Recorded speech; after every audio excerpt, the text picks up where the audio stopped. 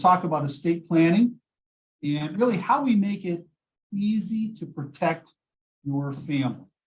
That's what this is really all about. That's what estate planning is really all about, is protecting your family.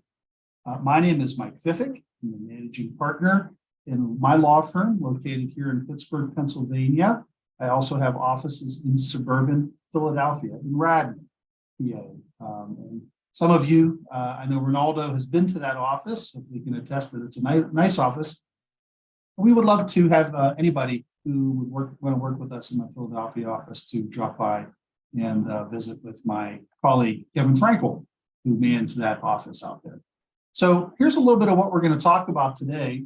What does a will do? Something very basic. What happens without a will? When I say will, you can hear that to mean a will, trust, or some type of written estate plan. That's really what that means. So we're going to talk about what a written estate plan does and what happens whenever you don't have one. We'll talk a little bit about the probate process. Probate is something that folks hear about, typically want to avoid. That's what they understand about probate, that they want to avoid it. So we'll talk a little bit about what the probate process actually is. We'll talk about a trust. We're getting more and more inquiries about trusts, so I thought I would spend a little bit of time talking about that. And then some situations, I call them no will nightmare situations. And these are situations that where somebody passes away without a will, a trust, or some other type of written estate plan. And this is what happens to their family whenever they basically waive their right as an American to plan in advance to take care of their family. And then we'll talk about how you can get your will or your estate planning started, lots of easy ways to do that. So I'd like to start off by saying that estate planning is misunderstood and underappreciated. If you ask people, what's the most important thing? If I put a survey out there, and one of these days I'll figure out how to use the survey feature in Zoom to put a survey out there. But if I asked all of you what the most important thing is to you in life as you reflect back on your life, I would bet that family would end up being the number one answer, right? Your family is likely the most important thing in your life. A lot of people, I think, would say that that's the case. But see, here's the issue with that answer when it comes to estate planning. There's a real contrast between what we say, meaning our family is the most important thing to us, and what we do or we don't do.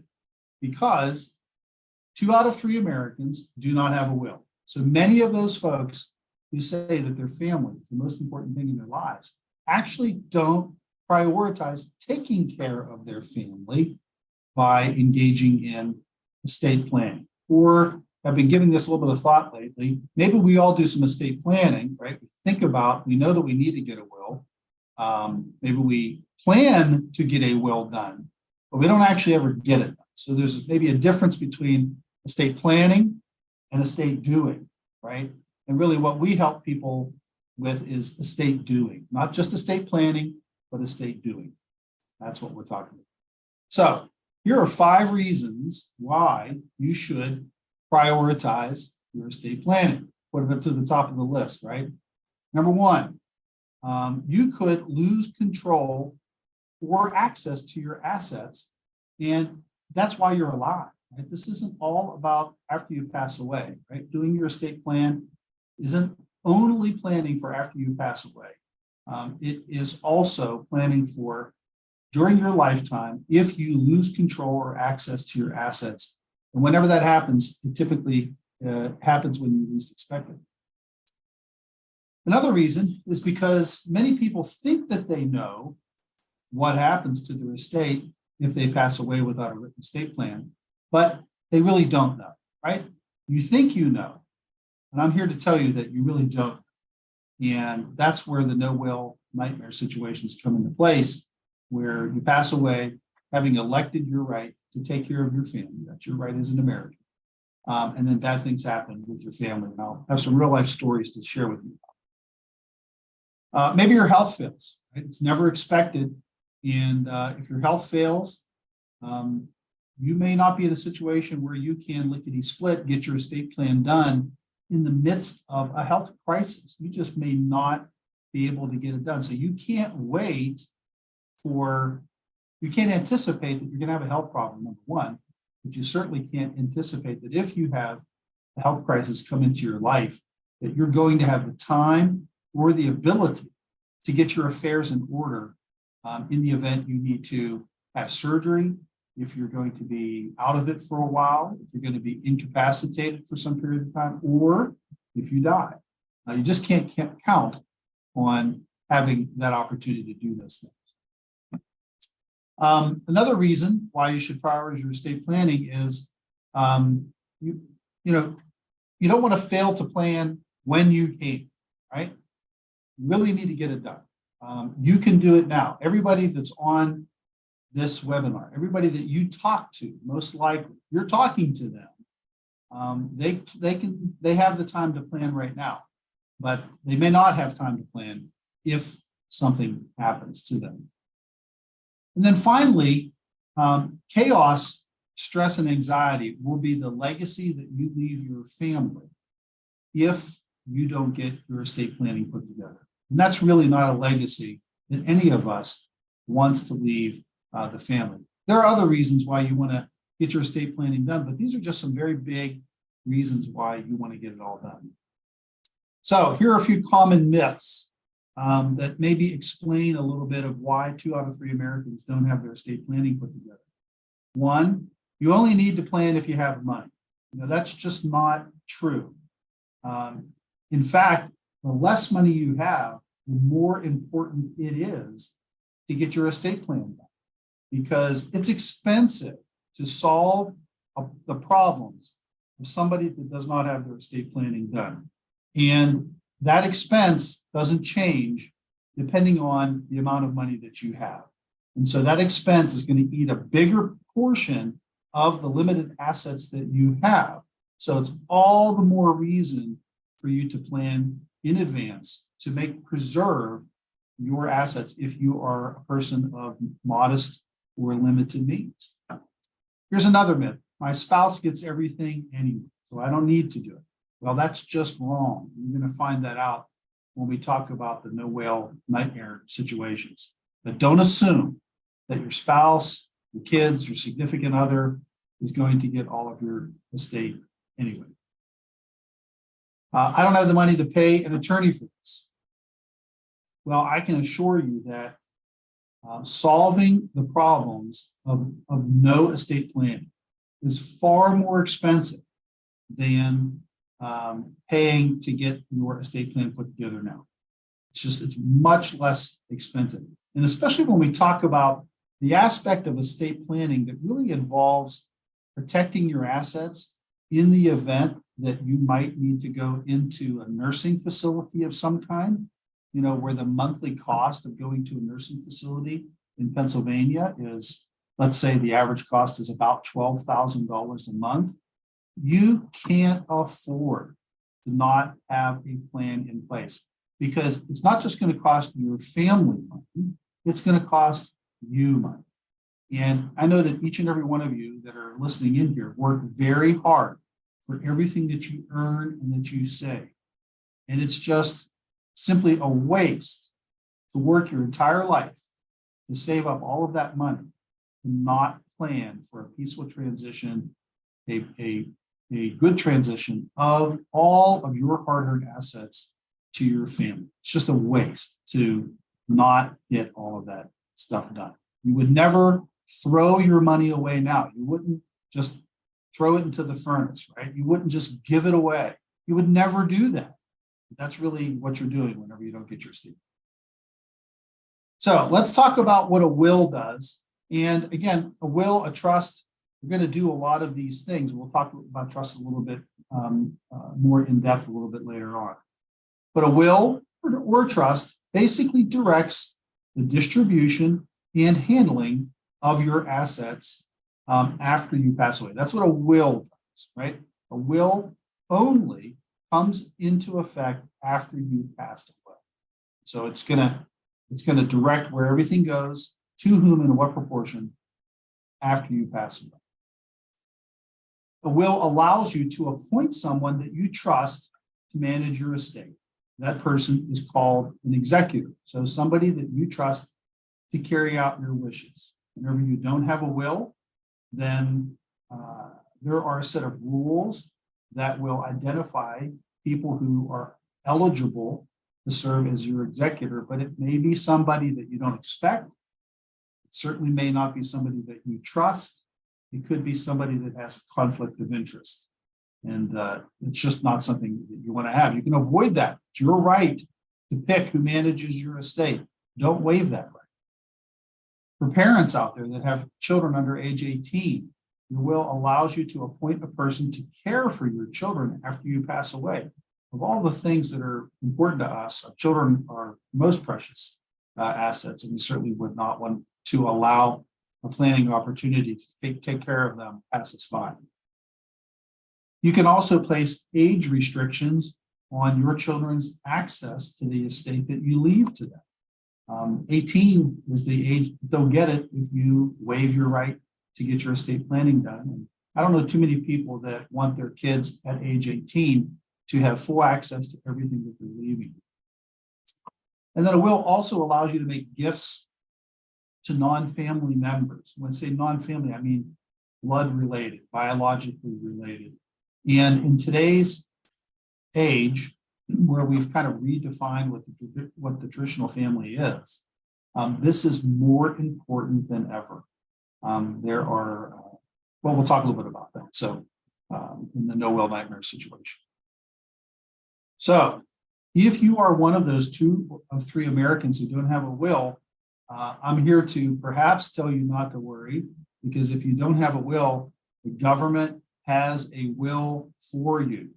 And it's called the law of intestate succession. Whether that'll make you feel more comfortable or not, but my suggestion is that you should not feel comfortable relying upon the government's will to take care of your family.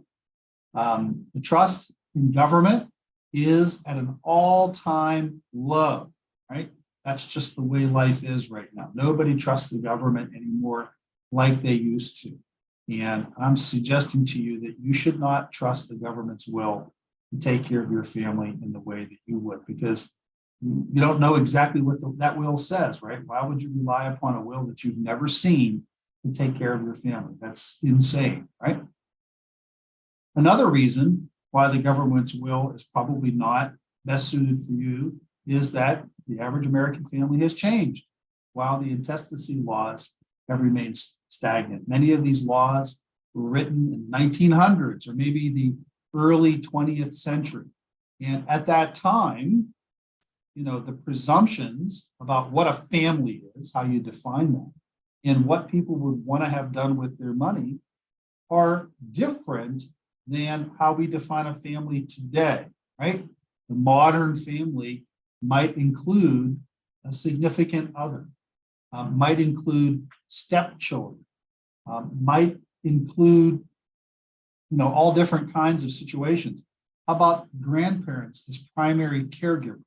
That's something that is not unusual in this day and age, but that's not what the government's will for you defines as a family. In vitro fertilization is not something that those laws ever took into consideration. Unmarried couples, same-sex marriage is just not something that these laws typically take into consideration in the way that you might whenever you would do your will. So let's talk a little bit about what a will controls and what it doesn't control. So first and foremost, let's talk about what assets a will does not control. A will does not control jointly titled assets. So if you have a bank account with 2 or more names on it, the titling of that account dictates who gets that money when one of those account holders pass away, most likely. So it could be a joint account. It could be an account held in trust for. It could be an account that has a pay on death designation to it, POD. So that's a bank account is like that. A deed with 2 or more names could pass to the surviving person whose name is on the deed. Not always. It depends on exactly how the deed is written, how everybody's name's on there, but it should say something about right of survivorship on there, and then that's going to dictate what happens. If you have a piece of property that says me and my brother own this property with right of survivorship, but you have a will that says I leave everything to my wife, the deed is going to trump what's in your will. If you're a card player, it's going to override whatever it is in your will, and that asset is going to pass according to what's in the deed. So those are types of jointly titled assets that will pass regardless of what's in the will. Assets controlled by a beneficiary form of some kind. Many people have an IRA, an individual retirement account, or a retirement account through work, like a 401k or a 403b. Perhaps you have an annuity or a life insurance policy. You can pass the assets in those accounts at the time of your death by filling out a beneficiary form and telling that company where to send the money. If you've done that, that designation will override whatever you have in your will. Whenever we do estate planning, it is really important to make sure that the provisions in your will, or if you have a trust, work in concert or in conjunction or happily with the provisions on one of these types of accounts where you have a beneficiary designation. Those beneficiary forms don't offer a lot of space to write things beyond a name or a couple of names.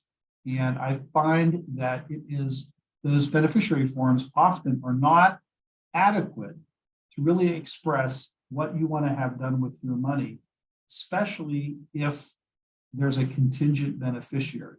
Maybe you leave it to your spouse, but then what if your spouse predeceases? Then you've got this, if she or he is not available, then I want my money to go this way.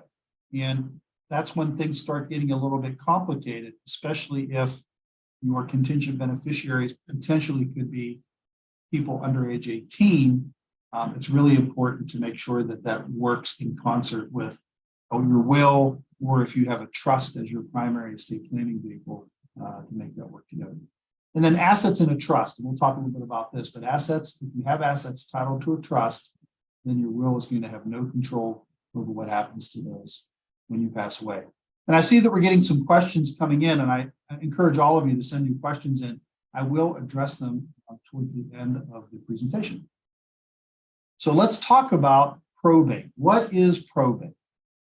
So probate basically refers to the process of transferring ownership of somebody's assets to their beneficiaries, to somebody else, right?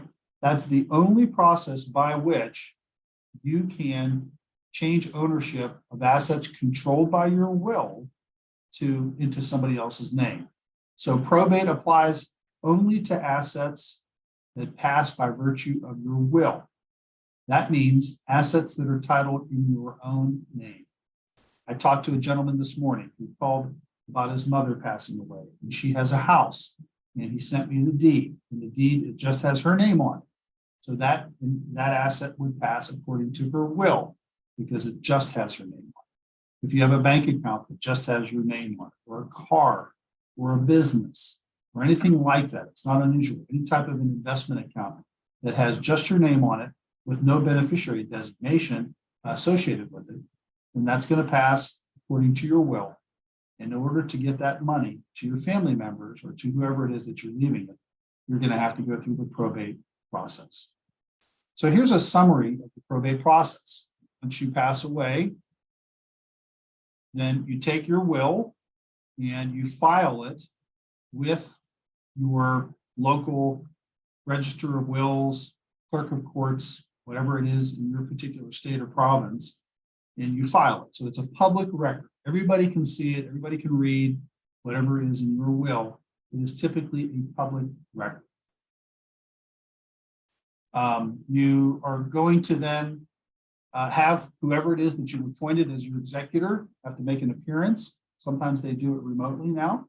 They'll have to be sworn in and pay some fees in order to be appointed as your personal representative. Until that happens, they have no power over any of your assets. They don't have the ability to get information from your bank, investment company. They can't transfer ownership. They can't take control of any of your assets until they are appointed. Sometimes somebody says, well, I was power of attorney for the person who passed away. I should be able to manage their assets. That's a common misunderstanding. That's a myth. Powers of attorney are only effective whenever the person who prepared them is alive. Once that person passes away, that person's called a principal. Once they pass away, that power of attorney ceases to be effective, and the person that you've appointed as your agent has no more authority, no longer has any authority over your assets. You can't do anything with, can't even access your bank account to pay your funeral expenses. So that's why the probate for folks that have assets in their name is so important. So we pass away, we go to the court, we file the will, the executor gets appointed. There's an order of court that's issued saying this person is appointed and they have the authority to act on behalf of the estate. And so the executor will gather your assets, open up a bank account for the estate, deposit those assets into that account. They will pay bills, might sell your assets, sell your real estate, do all of that kind of stuff. And will then, once everything is done, file an inheritance tax return or a death tax return for you, pay the death taxes in accordance with either what you put in your will or in accordance with law. Then they will distribute your estate to whoever your beneficiaries are. This entire process takes about a year on average. That's what I would say. So it takes a while to happen. And your executor has no responsibility to distribute your assets to your beneficiaries until the entire process is done. And oftentimes, whenever they've retained an attorney to assist them with the administration of the estate, especially if there's any chance that there are going to be disagreements amongst the beneficiaries, the attorney will tell your executor to not make distributions of assets to the beneficiaries unless there's a final court order approving their administration of the estate. Easily, this can take an entire year to go on. So your beneficiaries are not going to have very quick access to your estate under a probate process. In addition, probate process will involve fees, right? There are a variety of fees that would be paid depending on what state or province that you're in. I'm most familiar with Pennsylvania, but I think what I'm telling you is relatively general information. There are certainly filing fees that have to be paid to the court, typically based upon the size of your estate or the value of the assets. The attorney that is retained to assist in the administration of the estate will typically charge a fee based upon the value of the assets and the types of assets in your estate. And then your executor is typically entitled to collect a commission as well. And so the fees are going to run between 5 to 10% of whatever the value of your estate is. So if you have a $500,000 estate, which is not that unusual in this day and age, especially because if you have a home, right? Lots of homes are worth $275, $350. It doesn't take very long to get to an estate, or much more to get to a probate estate that's worth $500,000, right? You could be talking about $50,000 in fees and costs in order to administer your estate. So it can be expensive. So a lot of people want to avoid probate. They don't all know why, but they know it's something that they might want to avoid.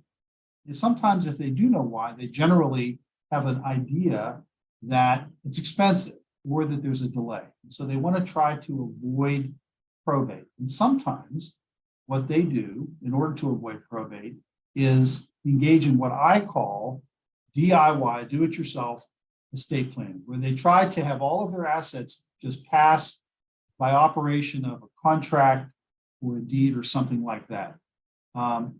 Now, that can be effective at avoiding probate, but it comes with its own set of problems, right? right? And here's what I see. Number one, again, you don't know what you don't know. So one wrong move in DIY planning can cost your family thousands of dollars, right?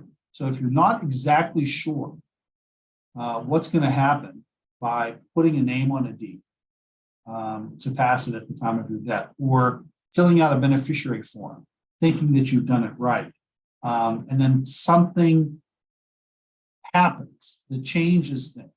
You know, we all expect that all of our kids are all going to be around whenever we die. Well, we all know that that's not the case. Anybody that's had the misfortune of having a child predecease them knows that kind of thing happens, right? And do you know what happens when that happens? How to plan for that by filling out your beneficiary forms? Most people don't, right? Just most people don't. They expect everything to go according to plan.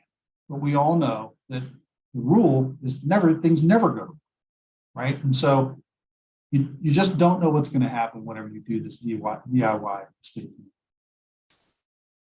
Again, it's not very unusual for us to get folks calling to say, I want to put my kids' names on the deed so they get the house after I pass away.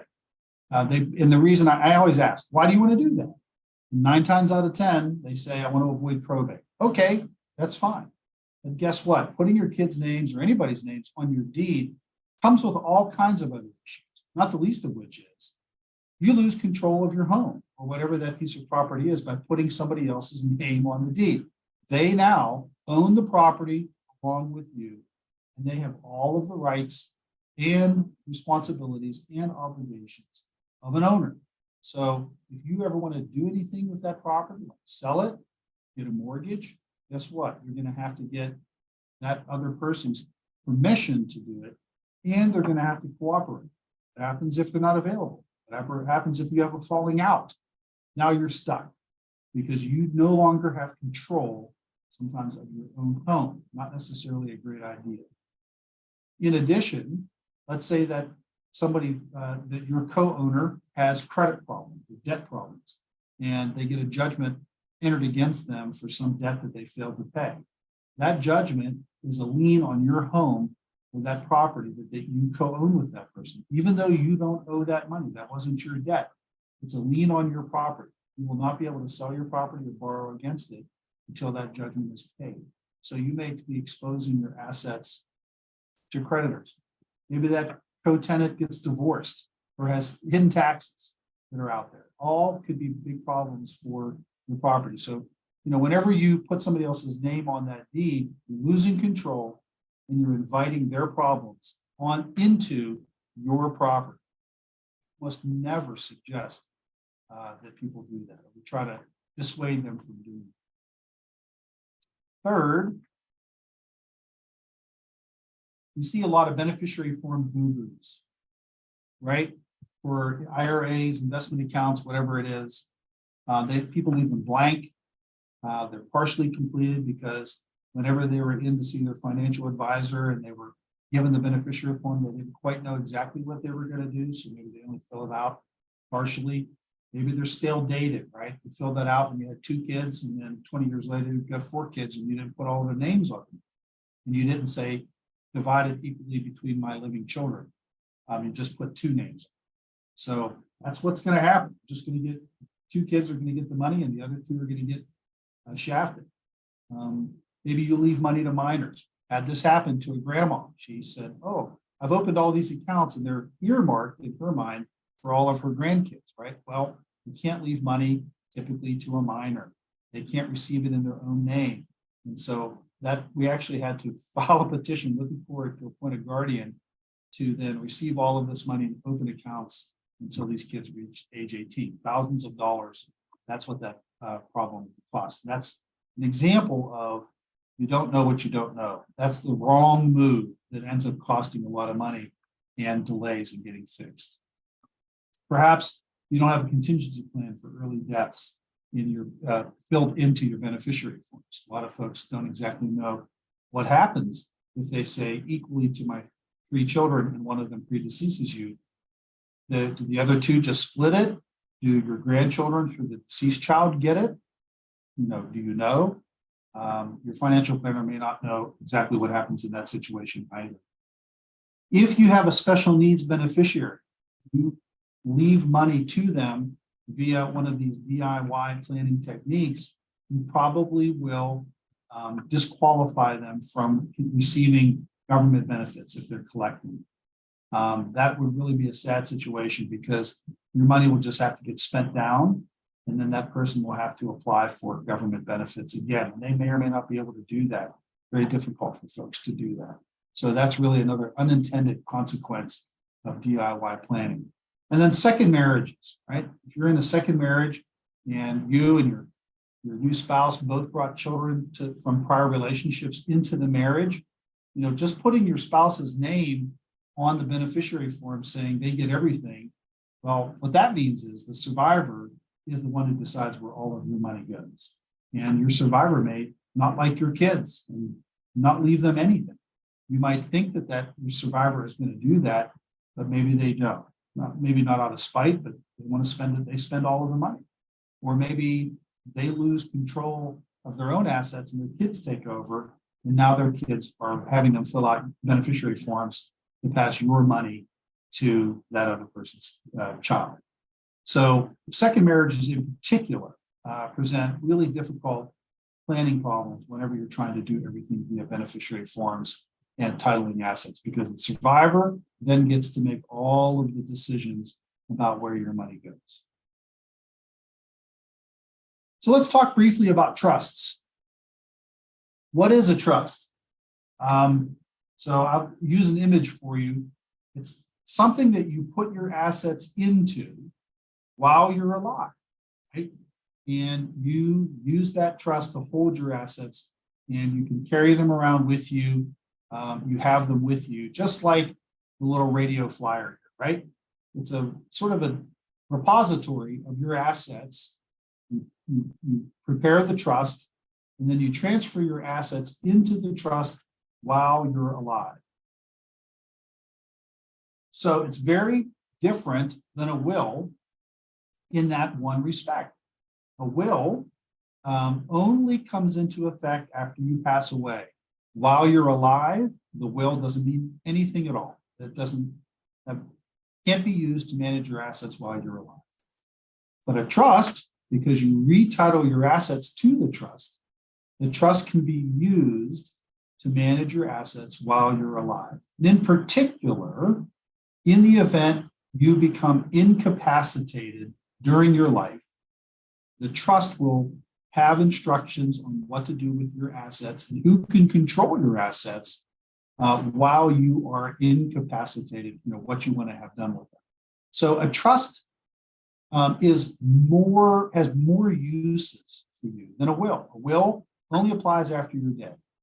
A trust controls your assets while you're alive, and then after you pass away, it also includes all of the things that a will would have in it about controlling the distribution of your assets after you pass away. So it's as a double purpose there. The parties or the participants to a trust are the grantor, sometimes called the settlor. That's you. If you create a trust, you are the grantor or the settlor. That's the person who creates the trust. There's a trustee. The trustee is the person who has the ability to control the assets in the trust while the trust has assets in it. Now, if you prepare a living trust, then you are also the trustee. You wear two hats. You're the grantor of the trust, meaning you've created it, and you're the trustee, meaning you control the assets while you're alive. And the living trust, sometimes called a revocable trust or a revocable trust, those are synonymous terms. It basically means it's alive, it's funded, it's functional while you are alive, right? It doesn't only come into effect after you pass away, right?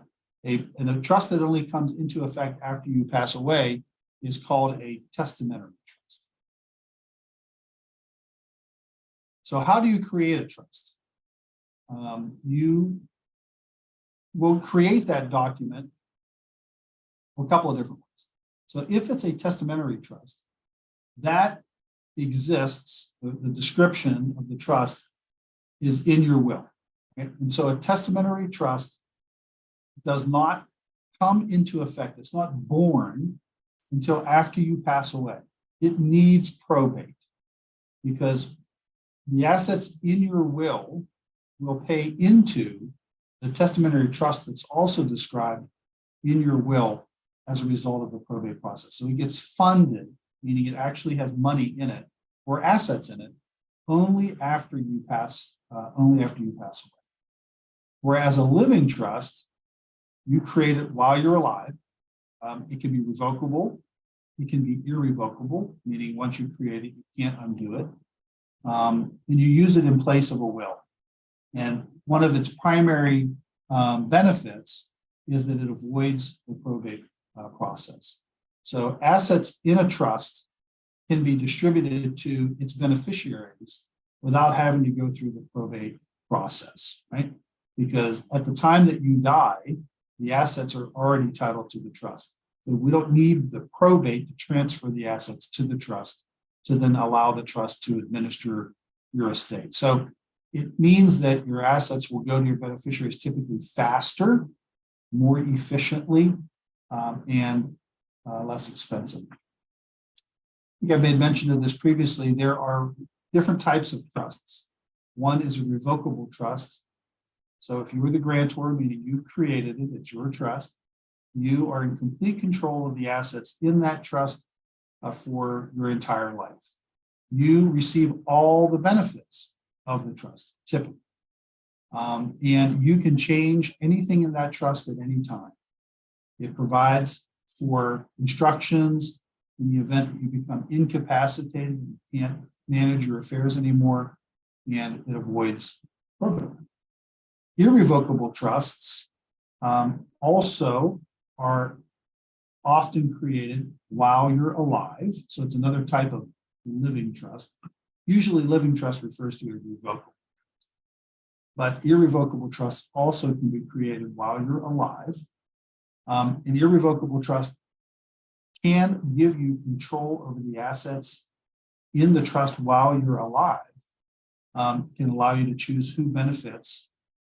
And the grantor can sometimes change things in the trust, but they can't necessarily take the money out of it. Once you put the money into an irrevocable trust or a house into the irrevocable trust, it's done. You can't undo that, right? It's different than a revocable trust. And so because it has that restriction on it, you can't take the money back out of that trust. You can't undo it. You can't put the house in and then take the house back out and give it back to yourself. You can't do that. It provides some level of asset protection because if you can't get to it, then your creditors can't get to it. And it also avoids probate. It may also help you avoid inheritance tax or federal estate tax as well. So it can provide some tax benefits to you. So here's a little infographic about how a trust works. So if you would have assets that are held jointly, right, then you would want those assets either titled to the trust or on death transferred. Same thing with a beneficiary designation or insurance proceeds or money in a retirement account. You own those only in your own name. You can only own those types of, usually can only own those in your own name. And a trust can own an insurance policy, that's possible, but your retirement accounts will always be the name. But the beneficiary form will point that money to your trust at the time of your death. And the provisions of the trust will dictate how that money is administered after you pass away. The same thing with a pay on death account, POD, transfer on death account, TOD, or an entrust for account. At the time of your death, all of that money will be paid into your trust and will be governed by the terms of your trust. There's another infographic that helps describe the difference between trusts, and a will. So here are some attributes. Protects assets in case of a disability. The revocable trust does. A will does not. Again, because a will does not control your assets until after you pass away. A revocable trust avoids probate because the assets are already titled to the trust at the time of your death. A will needs probate because the assets are titled to you, and the probate process is the only way to retitle your assets controlled by a will to the ultimate beneficiaries. Assets in a trust are immediately available at the time of your death to both your trustee and your beneficiary because they're already titled to the trust. So if you pass away, your bank account that was titled to your trust remains titled to your trust, same account. And so your trustee can immediately continue to write checks out of that account. There is no need to do what an executor will have to do in a probate process, which will be to contact the bank, have your account closed, have them transfer that money into a new account that's opened in the name of the estate before anything can be passed away. And that all presumes that your executor has gone down to the court and been appointed, and there hasn't been some type of an argument over who can serve to administer your estate. So the availability of assets is much quicker with the trust at the time of death. There's no need to re-register property after death with a trust because, again, it's titled to the trust already. With a will, that asset will need to be retitled to the estate and then again to the beneficiary. So there's another step involved in conveying assets when we're avoiding the probate process. Both wills and trusts can appoint guardians or somebody to serve to administer assets for a minor after death, but a will definitely does that. The protecting assets from creditors, a trust will definitely do that, and a will can, right? But only if that money is paid into the testamentary trust. So, you know, your creditors are going to have some access to your assets whenever you pass away, right? The probate process can close out claims of creditors, but only after a certain period of time. Revocable trusts typically don't lower death taxes, and wills don't either. But irrevocable trusts can avoid some death taxes. And court involvement, a will is always going to involve court involvement. A trust will only involve a court in the event of a dispute. So, and it's much more private, right? The revocable trust does not get filed with the court. So everything that you have in there, whatever your plans are for your family, are always private. So let's talk about a few no-will nightmares. And I'll sort of speed up here because we're getting a little bit closer to time. And here's what happens to your family whenever you don't have your estate planning in place. So blended families, not unusual, right? Bringing children from a prior relationship or marriage into your family. At least in Pennsylvania, the government's will says that your spouse does not get everything. In fact, your spouse is going to split your probate assets with the children that you have with that person and your children from a prior relationship.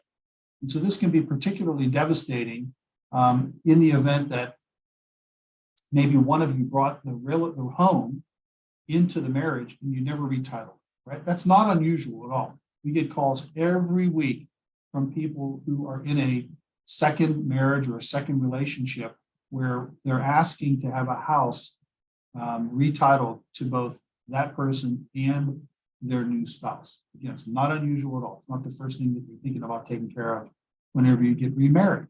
And so if your surviving spouse is living in a house that's titled to you, and that's the main asset that you have in your estate, your surviving spouse, if they want to stay in that house, is going to have to find some way of mortgaging it to satisfy the half of your estate that's going to go to your kids and your combined kids. That's going to have to happen. Terrible situation.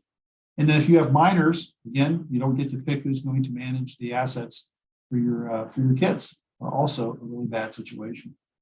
Unmarried couples. If you're not married, the government's will says doesn't matter how long you've been living together, doesn't matter how long you've been a couple.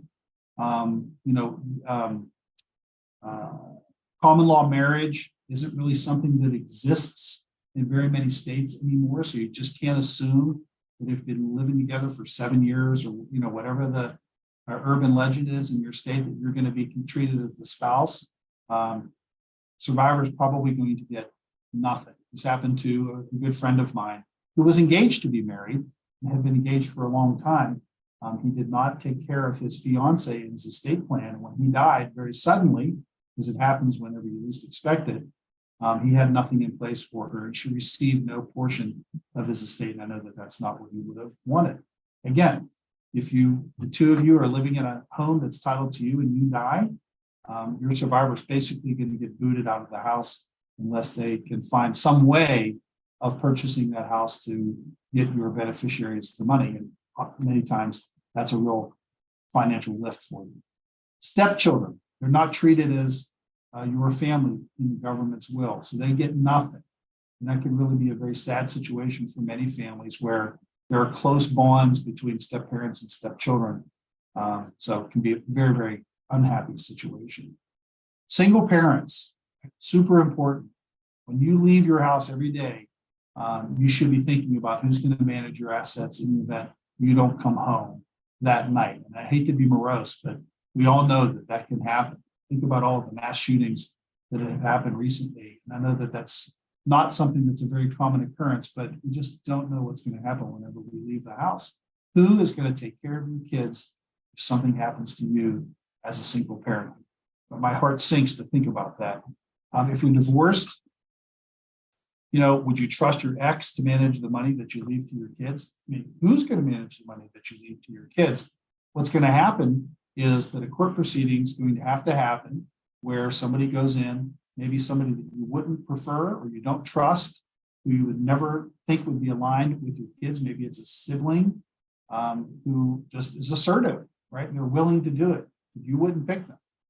Come in, petition the court to be appointed to manage your kids' money. Or maybe the court just appoints a stranger because the court has the ability to do that. Just the last thing that you would want to have. Why leave all of that open to guesswork, expense, right? You're just going to leave your kids less money because there's going to be a court proceeding that's going to be costly and time consuming. Who's caring for your kids in the meantime? Who's picking up the tab, paying their bills in the meantime? You just don't want to leave all of that stuff to change. So if you know anybody that's a single parent of kids under age 18, implore them to get their estate planning done. Do it for their kids, right? Do it for their kids. It's the last thing they would want to have happen. And again, single, no kids. This is the myth, right? They think that they don't need a will. Of course, they're not planning to die anytime soon, but we all know that it can happen. And they have assets that need to be administered. Who's going to handle their estate? What happens to their digital assets? Right? Everybody has about 100 accounts that have a username and password that are accessed online. And many of those have value. Right? Maybe you have Venmo that has money in it, Cash App, or maybe you've got rewards points that have accrued value. You've got pictures, you've got your online presence on social media. What do you want to have happen with all of that stuff after you pass away? So if you want to read a little bit more about real life stories of folks who waived their right to get their estate planning done, and they relied upon the government's will, we have a little blog on our website at fiffiklaw.com that you can read. It's called The Mess You Leave Behind whenever you don't get your estate planning done. And I think you'll read those stories, and you'll see real life stories that you really connect with. So getting your will done is pretty easy, right? Especially if you're a member of the Legal Shield community. You know, you can make an appointment with a law firm or with your provider law firm. They typically will have a paper questionnaire that you can fill out and then send back to them. Download it, or it's on their website, or they'll send it to you. There's a lot of different ways to get it done. If you have a Legal Shield app, you also can initiate a request to get your will done by filling out the will questionnaire in your Legal Shield app, and that'll get things started for you. If you are a client of Fiffik Law Group, you can go to my website in the estate planning tab or the Legal Shield tab, and you'll see this bot pop up and it will ask you questions that you'll answer. And it takes you about 10, 12 minutes to get through it. And you're going to have a draft of your will, your power of attorney, your healthcare directive in your hands in about 24 to 48 hours. So this is really the fastest way to work with us to get your estate planning done, is to go to my website and use this online tool. When you do get your estate planning done, you should definitely have all of these things taken care of. Your will, maybe a trust if you're going to get a trust done, a durable power of attorney. That is the tool, that's the document that you use to appoint somebody to manage your finances in the event that you are unable to do it. You can also use that to appoint somebody to manage your digital assets whenever you are unable to do that. Who's going to access your email? Who's going to control your digital online profile? And then your medical power of attorney to help make medical decisions for you if you're temporarily unable to do it, or if you're at the end of life to carry out your questions.